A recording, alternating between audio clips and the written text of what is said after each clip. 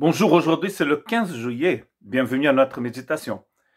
Je voudrais lire dans Proverbes chapitre 14, verset 1.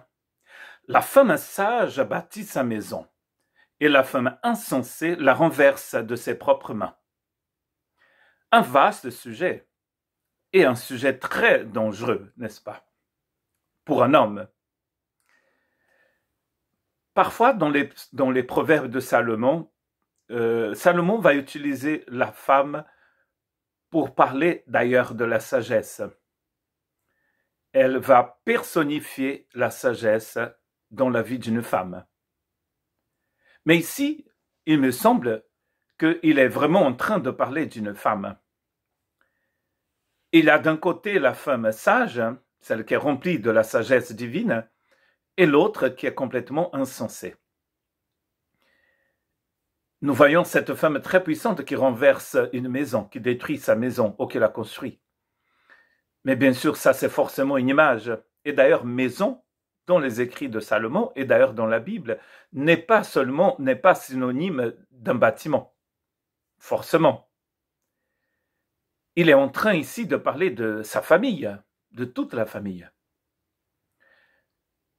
C'est compliqué de demander à une femme de construire toute sa famille. Mais il me semble que l'importance ici, c'est du rôle qu'a cette femme, ou qu'a une femme, dans la construction de la famille. Un autre texte de Salomon aussi, dans le chapitre 22, verset 6, apprend à l'enfant le chemin qu'il doit suivre, même quand il sera vieux, il n'en déviera pas. Et donc on voit qu'il est en train de parler de l'éducation des enfants aussi. De comment cette femme qui a la droiture du Seigneur en elle, elle va aider ses enfants à marcher sur un chemin qui est droit. Et je voudrais bien sûr louer deux femmes qui sont très importantes pour moi. D'abord ma mère et ma femme, Susan. Et je dis, il n'y a pas très longtemps, d'ailleurs, je pense que c'était même cette semaine, je disais à quelqu'un, si je suis pasteur aujourd'hui, c'est grâce à l'œuvre de Dieu dans la vie de ma mère. C'est grâce à l'action de cette femme brésilienne dans ma vie. Comment ma mère a su nous éduquer, nous montrer le chemin, en dépit bien sûr d'une situation quasiment impossible. Comme j'ai déjà témoigné à certaines personnes, j'aurais pu devenir un trafiquant de drogue et pas un pasteur, pas une personne qui, de laquelle ma mère serait fière d'avoir comme enfant. Si je connais la foi, si je suis le Christ du verbe suivre, bien sûr, c'est grâce au témoignage divin dans la vie de ma mère. Elle a su édifier cette maison, en comptant bien sûr sur la grâce de Dieu. Et bien sûr, ma femme, et j'ai aussi 2 filles, n'est-ce pas? J'ai 3 femmes à la maison. Le rôle important de ma femme, autant que mère, autant qu'amie. Nous sommes ici en train de parler de l'œuvre divine, et on peut dire exactement la même chose pour l'homme. Comment, rempli de la grâce de Dieu, rempli de la sagesse divine, nous allons construire et pas renverser. La maison, la famille, mais aussi la société tout autour de nous. C'est ce que Dieu propose à l'homme, sa sagesse, sa façon de voir les choses, sa façon de marcher, de faire. C'est de cette sagesse dont il s'agit ici, dans la vie de cette femme. L'héritage que l'Éternel donne, ce sont les enfants. Les enfants sont une récompense. Les fils qu'un homme a dans sa jeunesse sont pareils à des flèches dans la main d'un guerrier. Heureux l'homme qui en a rempli son carquois. Il n'aura pas honte quand il parlera avec des ennemis à la porte de la ville. Ce couple, cet homme et cette femme, ont des enfants.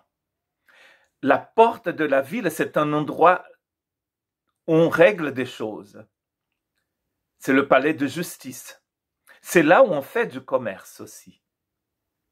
Un homme et une femme qui ont des enfants comme ça n'auront pas honte de ces enfants quand ils seront justement dans cet endroit très important de la ville, aux portes de la ville.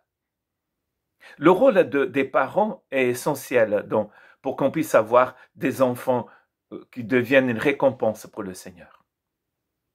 Il est encore plus intéressant quand on est dans une famille complètement sans structure, avec un père absent, ou un père qui meurt prématurément,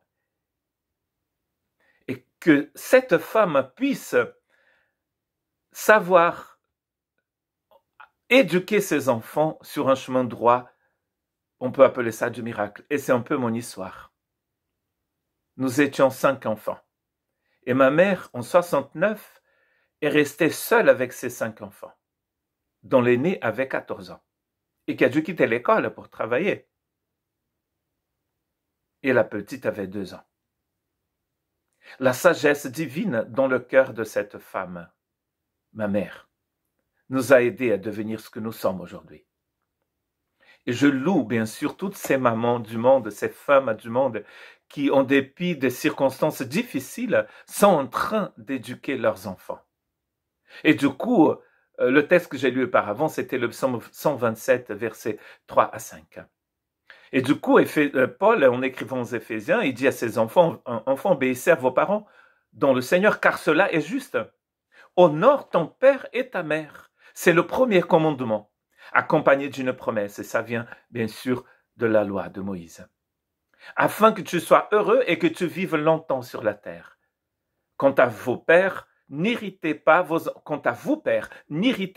enfants, mais élèvez-les en leur donnant une éducation et des avertissements qui viennent du Seigneur. Vous voyez, Dieu veut une famille équilibrée.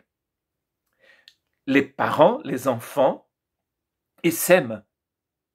Et le rôle toujours très important de la femme sage ici. Proverbe 31, verset 10 dit ceci, « Qui trouvera une femme de valeur ?» Bon, moi, elle vaut bien plus que des perles.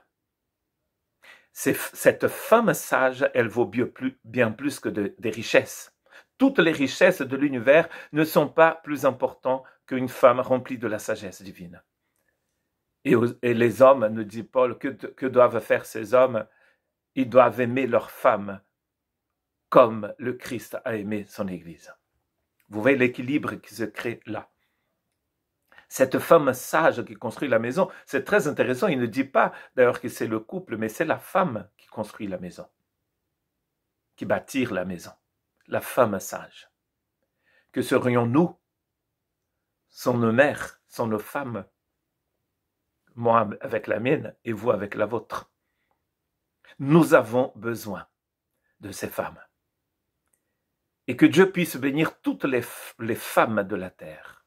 Et notamment ces femmes qui souffrent aujourd'hui dans ces pays en guerre. Et surtout dans ces pays où ces femmes n'ont pas de valeur. Mais Dieu donne une valeur à ces femmes. Et Jésus dit à ces femmes ce matin, vous valez plus que des perles. Que Dieu vous bénisse.